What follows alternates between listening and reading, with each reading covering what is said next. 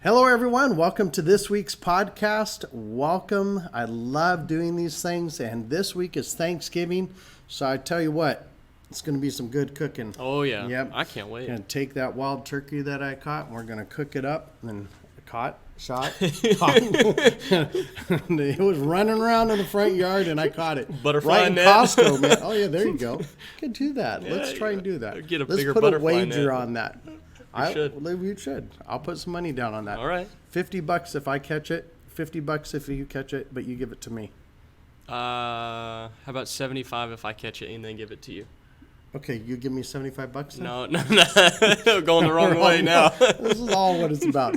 But hey, it's going to be a great week. Remember, this is the week that, the people that do meet with you, they are going to be very serious. Yeah. So this is someone that either they don't have family. I mean, I've also had that too, where people just don't have family by them. And what are they doing? They want to kill some time, so they're going to meet with someone. I mean, whether it's people that go on the internet or radio or whatever it is, I find that this week can be a monstrous week. And once again, it's just because you're truly, as I've said in previous podcasts, your number one objective is to help people. Yep.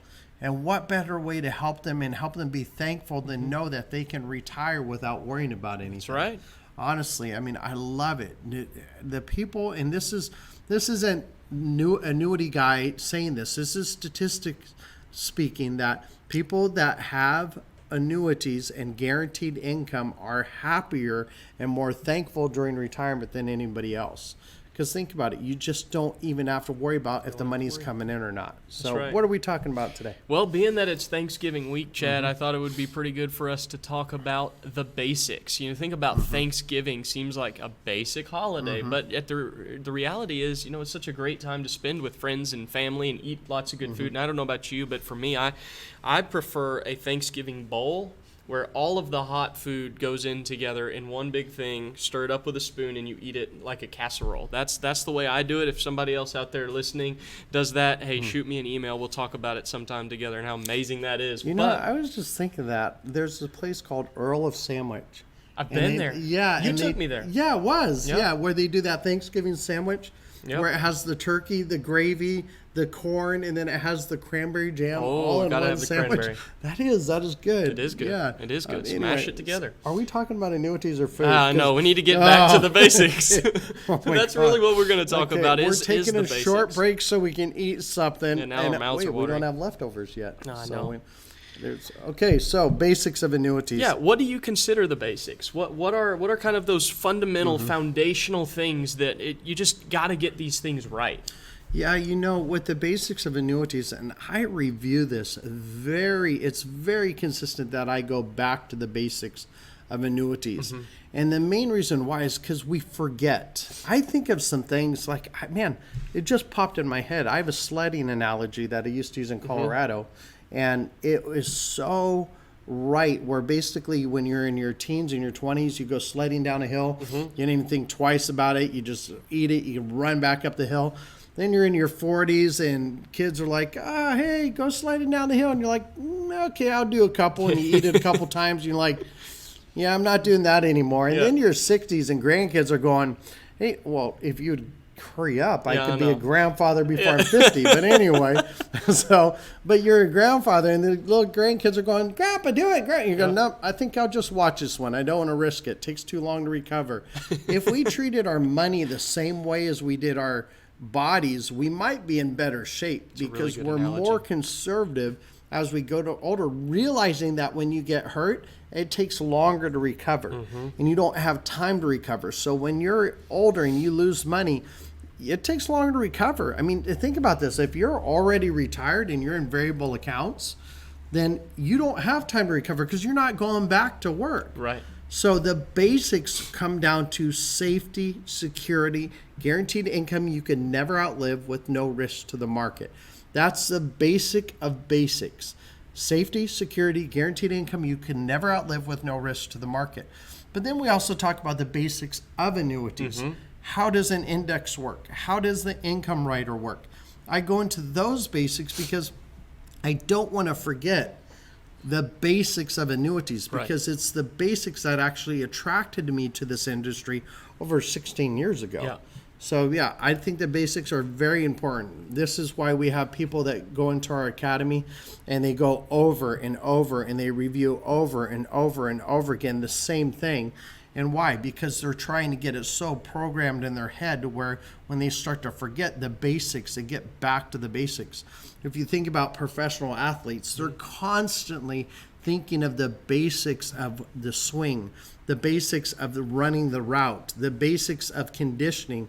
The basics are what keeps you going. It's the foundation. It is. It's the fundamentals. Absolutely. You think about what separates great athletes. I'm just going down with that same analogy. What separates great athletes from other athletes is their ability to execute the fundamentals without flaw. And then you mix that with their natural ability. Yep. And that's what makes them great. That's phenomenal. And it's one of these deals too, Chad, where you're not just saying you got to go back to the basics and do that. I know that you look at this because of that very reason, and it can be easy to forget, and you can forget what attracted you to it in the first place. But the other thing too is it's really the basics that you're explaining to clients. You know, it's like as you go, and somebody that's written over 200 million since 2008, and your second year in a row over 25 million, or close to. I think last year was 24 and change. Something like that. Yeah. But nonetheless, right, you talk about somebody that's producing that much, going back to the basics, it would Always. throw a lot of these listeners off thinking somebody that's producing that has the basics down pat. But the reality is it's the basics that you explain to clients, so it's the basics that you need to be the very best at. Would you agree? Yeah, you know, I don't know why I've got this analogy in my head, but you guys know I'm all about analogies. No matter how many times a person has hit the ball in baseball, they walk up to the plate, they set their feet, they plant it, sturdy foundation, and then they swing.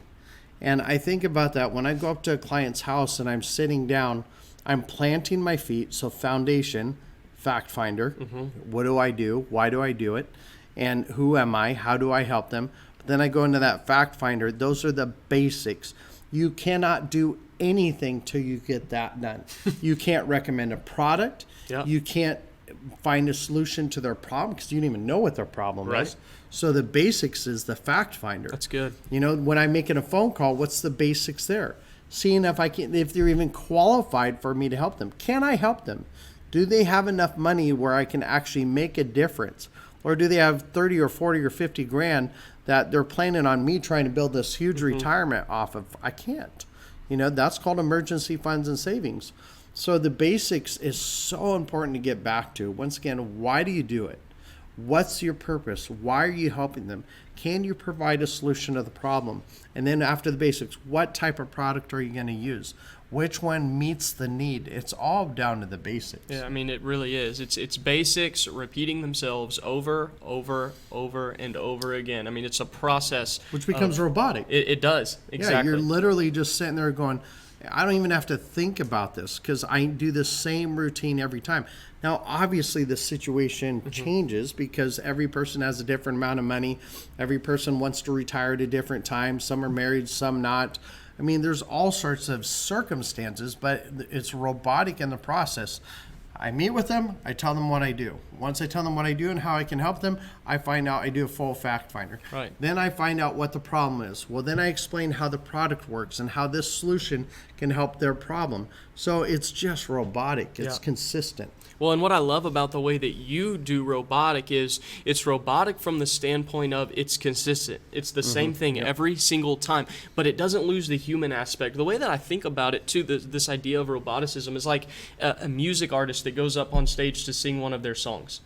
They can do it without even thinking about it, but they don't exclude passion. They don't exclude that thing inside of them that makes them glad to be there and doing it. So it's the same way here. If you're glad to be helping people, you can be helping the person across from you pretty much this. I mean, what they're going to need may be different, but what you're doing, what you're saying, the things that your process, it's the same as the last person, but it doesn't have to be robotic and passionless. It can be robotic, consistent, and still have that emphasis, still have that enthusiasm, still have that passion behind it. So that's pretty good stuff. Yeah, I remember there's a commercial from a really well-known insurance company, and it's talking about they have a rat problem.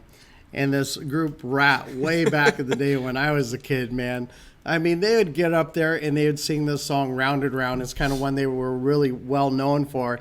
And when they were younger, they were really passionate about it, really excited about it. But you could tell in that commercial, these guys were strung out. They're done. They're cooked. They need to stop singing because they just didn't have the passion. Yep. And I'm going, okay, you're done. You used to be good, but now you just don't need to be doing this anymore. And you could tell the difference between the passion right there. Yep. You know, I've met with thousands of clients. Now, there are days, obviously, I'm tired. There's days where I don't feel like doing as much as others. It's not that often. I mean, making calls, as anybody who's followed me for a while knows, making calls is still a challenge for me. Very rare do I ever go on a Monday going, oh, I'm excited about making calls. But when I'm running appointments, I actually am pretty excited about it. Unless I get to my 15th appointment. Yeah, in 1 week. Please cancel. Please cancel. It's okay. I can meet with you next week. But obviously, I don't want them to if I can help them. Because what happens if that next week the market actually loses a bunch? And I do think about stuff like that. Yeah. I think about, man, what if I don't meet with this person? The stock market falls. What do I do then? And so I always have that in the back of mind. But I am so passionate about helping people. Yeah. And people, when I speak in front of groups where I'm training agents or I'm actually one-on-one with the client, I always hear, you're so passionate about what you do. Think about this. None of my clients ever have to worry about losing money. Talk about basics. Yeah. I mean, that's as basic as you get. You can't outlive your income, and you'll never go backwards due to market volatility. I mean, that's as basic as it gets. Basics. But can you be excited about that? Absolutely. Just because I helped someone before, this is a brand new person. I remember when we were out, man, I used to live in Hawaii and we had a charter business. And we would go whale watching. Like we'd take people out and we would watch whales. And I found at the end, I was like, okay, another whale. You know, it's like it's going to jump, it's going to spout, it's going to do this. Then we took some friends out. From the beach, they saw a whale spout. That was it. And they flipped their lid. Oh my gosh, a whale. And I thought, man, I really need to look at that through their perspective. You know, they are seeing this for the first time. So when I'm helping a client, I look at it from their perspective. Most of these people have not been taught the proper thing about safety and security. Right. Most people have been told there's no such thing, or it's too good to be true, or don't ever buy annuities, or I'd rather die and go to hell than sell an annuity. I don't think they know what hell is because I would rather sell an annuity than go to hell. But anyway, that's a whole nother thing. But, you know, you get to the extreme, you look at it through their eyes, once again, back to the basics of a lot of people have never even heard of this concept before, explained properly. Right. There's a lot of agents out there, well, your indexed annuity is going to average 12%. No, it's not. It's not going to do that. Can it? Yes. Will it? We don't know. But I do know you're never going to lose money. Yep. Once again, back to the basics. I know you're never going to run out of income. Back to the basics. Yep. But yeah. That's really good. And it seems like it's those times when maybe agents get caught up in what they've done previously that they start to overcomplicate it for the client in front of them. Meaning they've gone through it so many times, they've done it so many times that it can be kind of that unexcited approach, that unexcited mentality about it, kind of like what you were having with the whale there. It's like you were looking at all these whales, you've done it 100 times, somebody else sees it for the first time on the beach, they get all excited. But the reality is when you've explained something hundreds and hundreds and hundreds of times, sometimes it can be easy to lean into explaining it in a more complicated way where you actually neglect the basics, which is what that client needs. Well, what if I treated my wife that way? I've seen you before. I've said hello to you before. Right.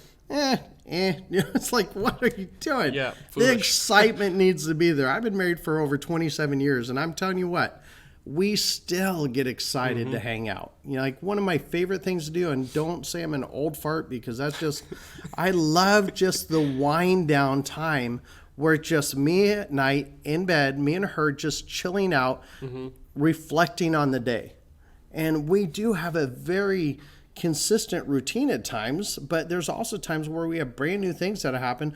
Or even if she goes, yeah, I went to the chiropractor today. I've heard that before.